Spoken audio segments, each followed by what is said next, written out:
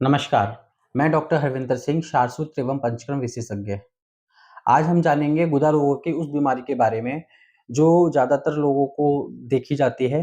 गुदा रोगों में बहुत सारी बीमारियाँ होती हैं, तो हम बात करेंगे फिस्टुला के बारे में यानी कि भगंदर के बारे में। आइए हम आज ये जानते हैं कि कैसे हम जान सकते हैं कि हमें गुदा रोग में भगंदर का संकेत है या फिर किसी अन्य बीमारी का संकेत है। आज हम भगंदर के बारे में ही बात करेंगे। भगंदर आखिर होता क्या है? भगंदर कैसे होता है और भगंदर सही होने वाली बीमारी है या नहीं और किस अगर सही भी होती है, तो हमें उसको कितना समय देना पड़ता है, ये सारी जानकारी आज हम इस वीडियो के माध्यम से लेते हैं। भगंदर एक बहुत ही खतरनाक बीमारी होती है, जो कि गुदा मार्ग पे ज़्यादातर देखी जाती है। वैसे भगंदर आपके शरीर में यहाँ पे बाल ज़्यादा होते हैं, जैसे कि है कमर का जो ग्लूटियस रीजन होता है, वहाँ पे भी कभी-कभी बाल होने के कारण पायरोनिडल साइनस हो जाता है, जो कि एक नाड़ी व्रण होता है, वहाँ पे भी हो जाती है। कभी-कभी ये अम्बिलिकस रीजन यानी कि टुंडी पे भी देखे जाते हैं और काँख के अंदर भी फिस्टुला होने के चांस रहते हैं। तो हमें साफ-सफाई का बहुत ध्यान रखना है। अभी जानते हैं कि मल द्वार में फिस्टुला किस तरीके से दिखता है और हमें इससे कैसे बचना है।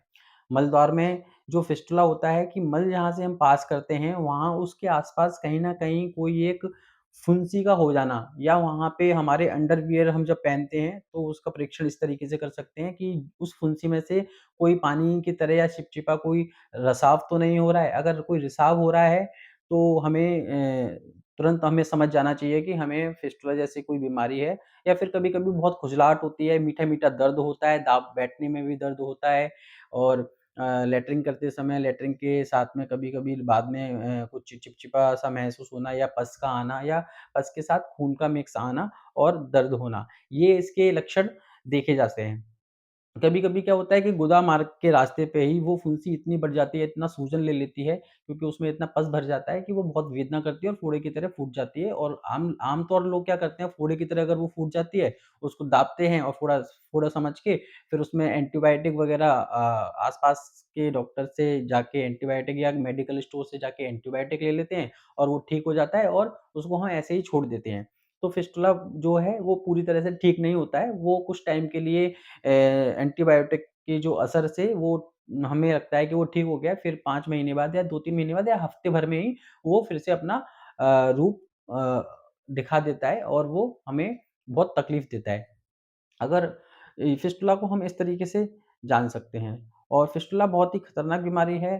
फिस्टुला यहाँ तक खतरनाक बीमारी है कि वो एक तरीके से जानलेवा भी हो सकती है। अगर हम फिस्टुला का इलाज नहीं कराते हैं, तो वो कैंसर भी बन सकता है और खून इतना जा सकता है कि हमारा बॉडी से बहुत ज़्यादा खून निकल जाए, तो हम इतने एनीमिक हो जाएँ कि हमें खून छुड़वाने के लिए हॉस्पिटल बेड में होना पड़ सकता है और भी अन्य कॉम्प्लिकेशंस फिस्टुला में देखे जाते हैं और फिस्टुला में किस प्रकार के इलाज मौजूद हैं आज के समय में, हम इस पे भी थोड़ा-सा जान लेते हैं। अगर आप एलोपैथ में जाते हैं, तो एलोपैथ में डॉक्टर्स फिस्टुला के लिए एंटीबायोटिक्स वगैरह चलाते हैं। अगर सर्जिकल प्रोसेस पे जाते हैं, तो वो फिस्टुलेक्टोमी करते हैं और लेज़र ट्रीटमेंट भी करते हैं।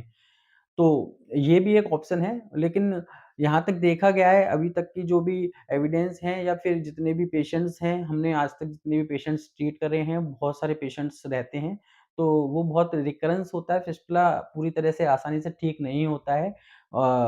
फिस्टुला में देखा गया है कि क्षारसूत्र जो आयुर्वेद में क्षारसूत्र विधि है, वो बहुत ही इफ़ेक्टिव है। मतलब पूरी तरीके से अगर आपको फिस्टुला से ठीक होना है, तो क्षारसूत्र अच्छा है। बाकी पेशेंट को अपने जो भी फिस्टुला हो जाए तो वो दिखाना बहुत ज़रूरी है।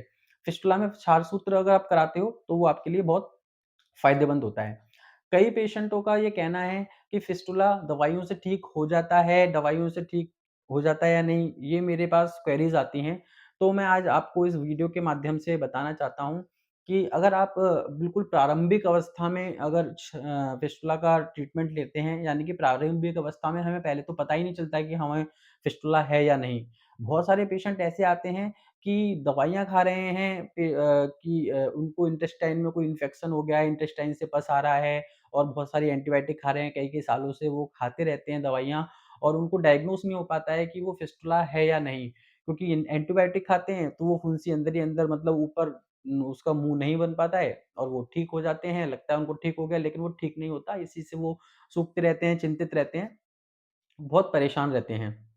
तो फिस्टुला जो है यहाँ तक मैंने देखा है अपनी इतनी प्रैक्टिस में कि फिस्टुला जो है एक सर्जिकल प्रोसेस ही है, उसको अगर आप क्षार सूत्र से कराते हो या फिस्टुलेक्टोमी कराते हो या कोई लेज़र ट्रीटमेंट कराते हो, तो वो ठीक हो जाता है। अदरवाइज़ हम अगर दवाइयाँ खाते हैं तो फिस्टुला ठीक नहीं होता है। फिस्टुला का इलाज कराना चाहिए, समय रहते हुए हमें फिस्टुला का इलाज करा लेना चाहिए। अगर हम फिस्टुला का इलाज नहीं कराते हैं, दवाइयाँ खाते रहते हैं, तो वो ट्रैक जो होते हैं फिस्टुला जो है उसके 2 तरीके फिस्टुला को जानने के लिए क्या करते हैं हम कि फिस्टुला के 2 मुँह बनते हैं। एक तो गुदा मार्ग के द्वार पे यानी कि जहाँ से हम मल त्याग करते हैं उसके आस-पास कहीं एक छेद बनता है और वो छेद मल द्वार के अंदर जाके कहीं न कहीं खुलता है। तो इस तरीके से फिस्टुला जो होता है उसकी दोनों साइड ओपनिंग होती है और उस ओपनिंग को हम अगर एलोपैथ से अगर हम फिस्टुलेक्टोमी कराते हैं तो उस ओपनिंग को पूरा ओपन किया जाता है। मतलब बहुत इस तरीके के प्रोसीजर होते हैं और आयुर्वेद में क्षार-सूत्र में कोई ज़्यादा आपको काट-पीट नहीं होती है, कोई ज़्यादा प्रॉब्लम नहीं होती है। आप आसानी से अपनी दिनचर्याओं के काम कर सकते हो। जो जॉब पे जाते हैं लोग वो अपनी जॉब भी कर सकते हैं, सारी चीज़ें कर सकते हैं। तो फिस्टुला इस तरीके की बहुत खतरनाक बीमारी है। हमें बहुत ही इस बीमारी के लिए ध्यान रखना है। अब हम जान लेते हैं कि फिस्टुला होता क्यों है?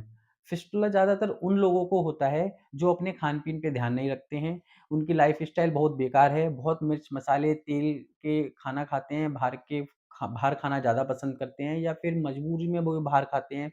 ज़्यादा बैठे रहते हैं, जो लोग हमेशा ज़्यादा बैठे रहते हैं, जिनकी सिटिंग्स जॉब होती है या जो लोग जो ज़्यादा लंबे समय तक ड्राइव करते हैं, ड्राइवर होते हैं, उन लोगों को ये ज़्यादा संभावनाएँ होती हैं और जो स्थूल यानी कि जो मोटे लोग होते हैं, उनमें भी ये संभावनाएँ होने के चांस बहुत रहने हैं। तो हमें क्या करना है, हमें अपनी लाइफ़स्टाइल ठीक करनी है, खाने-पीने पे ध्यान देना है और अगर हमारा पेट हमेशा हमें एक चीज़ का बहुत ध्यान रखना है कि हमारा पेट हमेशा ठीक रहना चाहिए, तो ये बीमारी होने के कम चांस रहते हैं। तो हमें क्या करना है, अगर आपको लगता है कि गुदा मार्ग में कहीं पे भी कोई सूजन या फिर कोई किसी प्रकार का दर्द या कोई वेदना है, तो हमें सबसे पहले क्या करना है कि हमें उस एक टब लेना है, टब में फिटकरी डाल सकते हो या फिर नीम के पत्ते उबाल के उस पानी में आप 15 मिनट सुबह-शाम बैठ के सिकाई कर सकते हो और रात को सोते समय छोटी हरड़ हैं, वो आसानी से मिल जाती है मार्केट में।